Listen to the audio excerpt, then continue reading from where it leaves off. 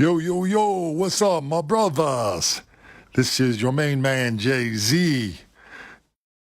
Man, it was so easy getting Colin Flaherty kicked off YouTube 5 times. All we had to do was send in some goofy emails that weren't even true, and YouTube couldn't kick him off quickly enough. Well, I thought we were rid of him. I thought he was gone. Then that fool moved over to minds.com/Colin Flaherty and is still making those videos. Well, we're working on taking those down too. But until we do, we're able to kind of hack into his videos and put my message here. And we're able to put this public service announcement next. Check that out. You are getting sleepy, very sleepy. And when you wake up, you will not remember the crazy stuff Colin is putting on these videos about black on white violence wildly out of proportion, and how reporters and public officials are in denial, deceit, and delusion about it. Sleepy, sleepy. All you will remember is that 1, it's not happening. 2, white people do it too. Or 3, white people deserve it. You will now go into a deep, relaxing sleep as you watch the rest of this video. Breaking news, a 4th teenager has been charged with murdering a Charlotte mother as she was leaving for work less than a week ago. 16-year-old Zaya Jackson turned herself into police yesterday. She's charged with murder and robbery. Police say Jackson was involved in the shooting death of Maria Echeverria Tuesday morning outside her East Charlotte apartment. 3 other teenagers are also charged with murder in this case. On Facebook, online, on the phone, we've heard from many about this woman's story. Only News 4 has been following the severe beating and death of Nancy Johnson by her own husband. Tonight, her family is once again speaking with us, now seeking severe punishment for the husband. News 4's Vinton Blandon has her story and the prevalent abuse problems in our area. Her husband, all I can say is that he was evil. There had to be so much anger in him for him to do that to her. Tough words for Frances Rudisill to utter so easily. I don't ever want to see him. I hope he stays where he's at forever. And I hope that he suffers as much as she's had to suffer. Robert Johnson remains jailed, charged with domestic assault. He was always so gentle and kind and loving. Something changed last week inside their Itasca Street home in South City. Now that Nancy has passed, a grand jury could upgrade charges. I think he should be charged with first-degree murder. Anyone can be a victim. Yolanda Holton is with an area women's shelter. She says cases like Nancy Johnson's are prevalent. It does not have to do anything with where you live, who you are, your ethnic background, your upbringing. It's deeply troubling to this Modesto neighborhood what happened at the corner home on Tuesday afternoon. I was kind of shocked. I called my wife when I was coming home. She told me that everything's all barricaded up. Neighbors learned Wednesday that the woman found dead inside was 47-year-old Shannon Simpson, a mother and a medical coder at a local hospital. Hopefully, we can get closure on it and see what happened. Modesto police are now revealing the heartbreaking details of what happened here behind closed doors. They say Shannon's son found her dead. He was the one who called 911 for help. Soon after, detectives identified Shannon's husband, 51-year-old Kelvin Simpson, as a suspect. They believe he killed her and then left the area. They don't know where he is now, but they say he's considered armed and dangerous. The guy seemed like a nice guy, basically. Yeah, I thought he was real friendly because he's always smiling. But police say Kelvin had a documented history of domestic violence against Shannon. Stanislaus County court records indicate that in 2016, Kelvin Simpson was charged with a total of 7 felonies stemming from 2 separate cases. Those included domestic violence on a spouse, assault with great bodily injury, and attempted murder. All of those charges were eventually dropped. It's an upsetting thing to happen in your neighborhood. Right. Shannon's friends say she was a sweet and loyal person. We talked to him on this particular afternoon. Marvin was calm, cool, and collected. It was yesterday, in fact, while we were here doing another press conference. And at the conclusion of the investigation, when we said, well, you're under arrest for first-degree murder of our victim, Tammy Butler, he said, I knew y'all were going to arrest me. You were coming at me too hard. He's experienced. He knew what was coming. At the end of the day, we've solved another murder, and that's good. Unfortunately, there's a lady dead that shouldn't be dead, and that's bad. So we're out here near the scene at Fowler and Florida Avenue. This is just steps away from where this whole incident started.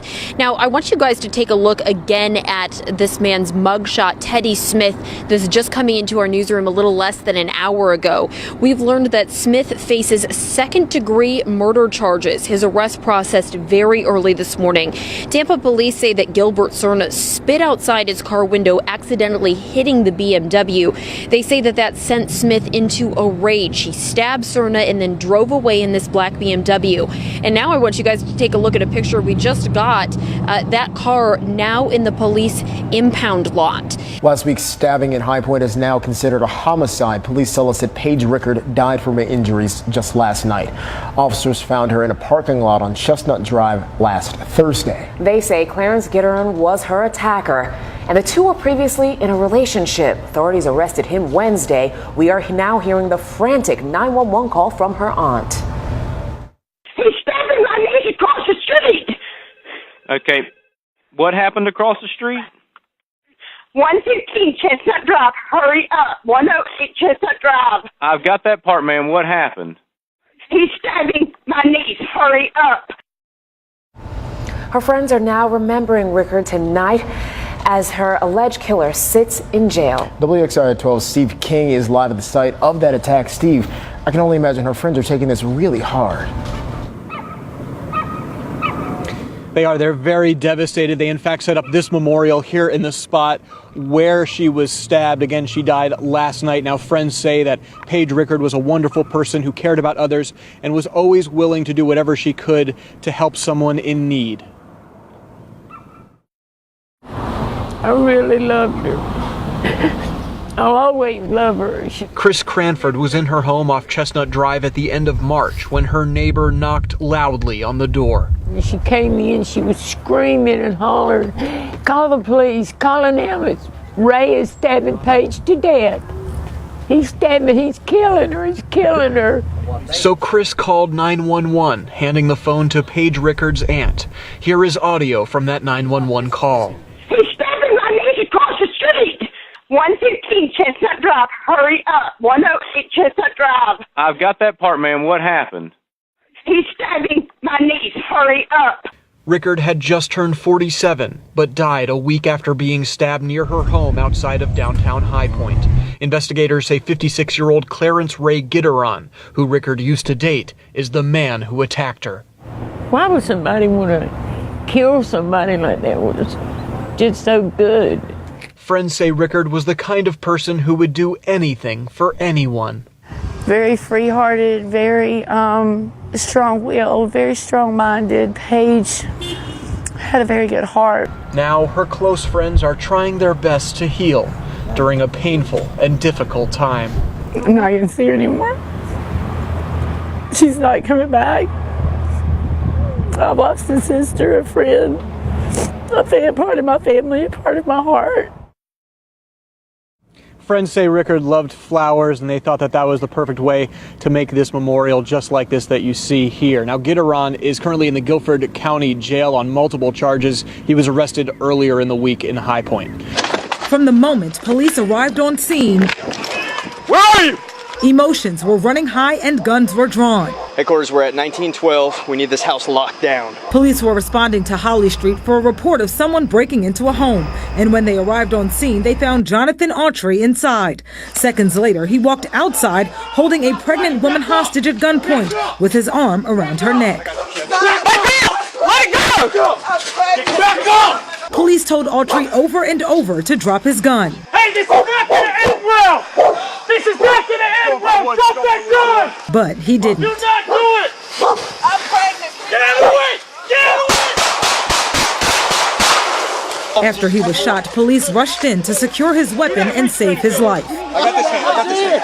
No, you're not. We're going to get you through this. You got to get out of here. Listen, we're not going to let you die, but you got to work with us. I know.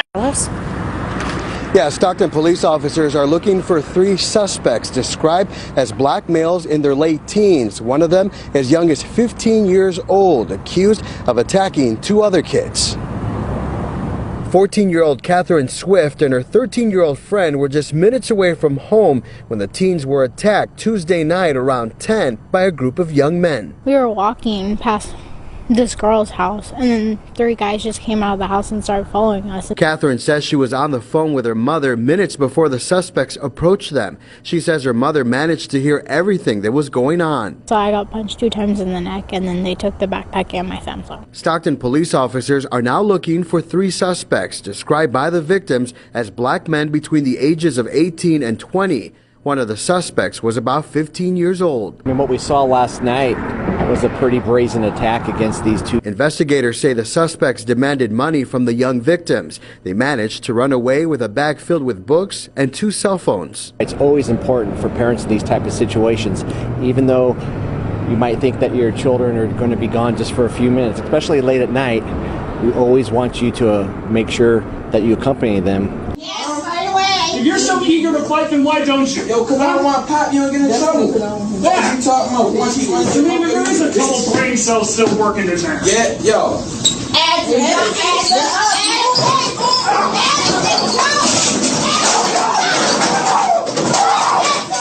Oh my God. Come on.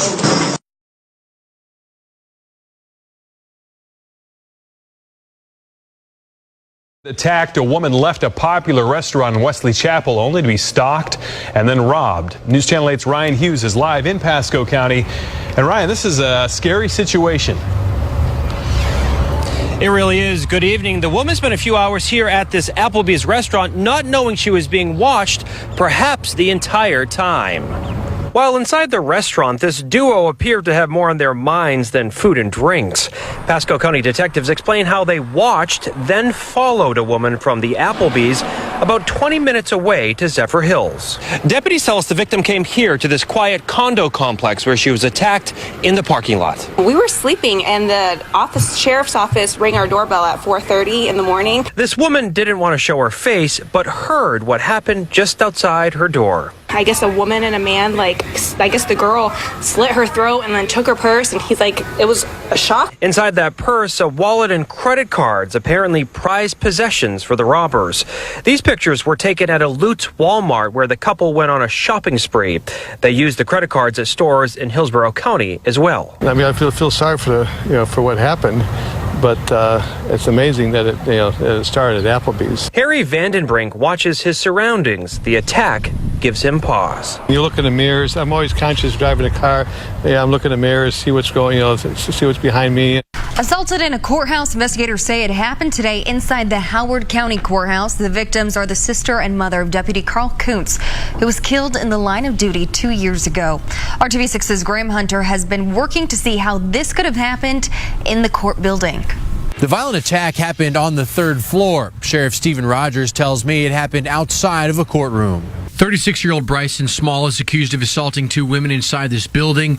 The victims are 27-year-old Alice Kuntz and her mom, 54-year-old Jackie Kuntz.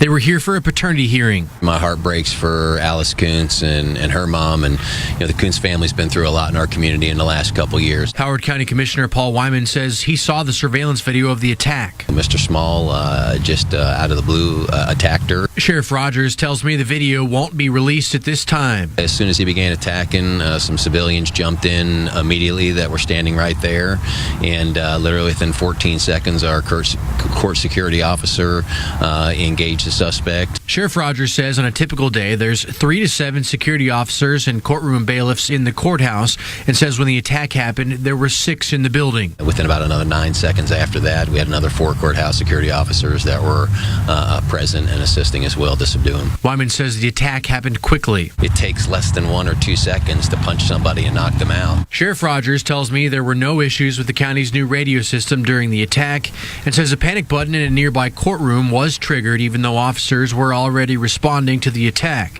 Reaching up, yeah.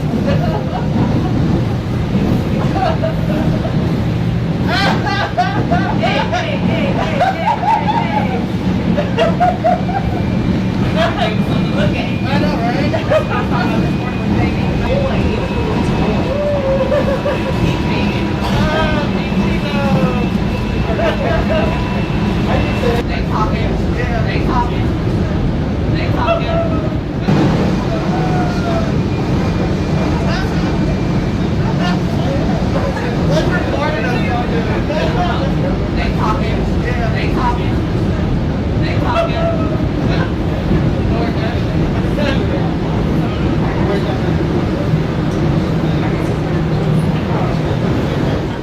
Domino's offers $4,000 for information after 3 gunmen hold guns to Gentilly employees' heads. The surveillance video shows the men entering the store around midnight yesterday and forcing all employees to get on the ground. The NOPD says one of the gunmen forced a manager to the back of the store and demanded money. They got away with about $900. Anyone who recognizes the gunman should call New Orleans police. You can go to our news app or fox8live.com to take a look at all 4 video clips of this armed robbery.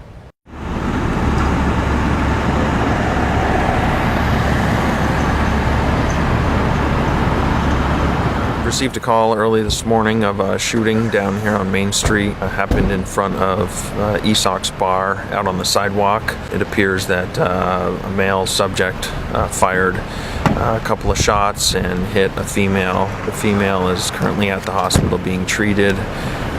Appears that she's gonna recover from the injuries.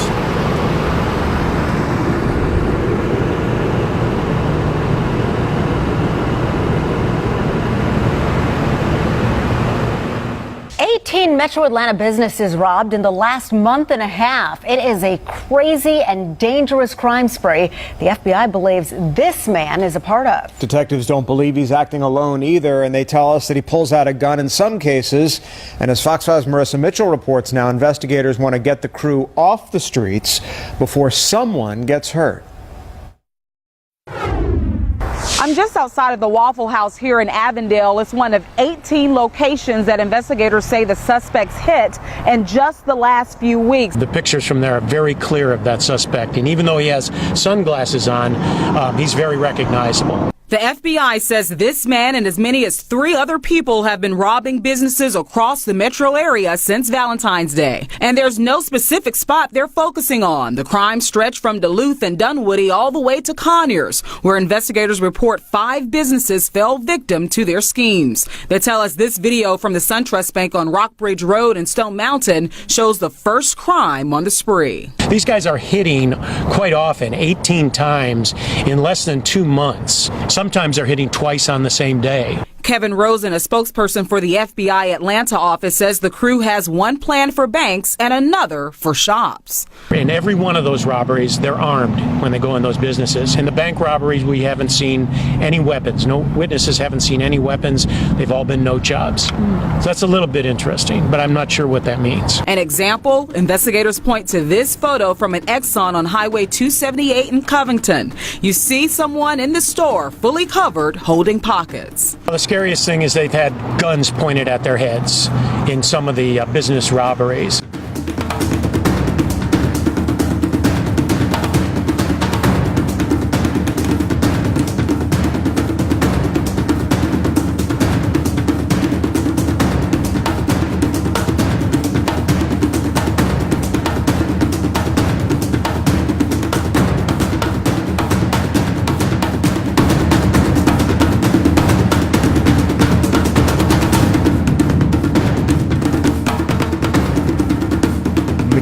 You will awake, refreshed, totally restored, and you will remember these 4 things.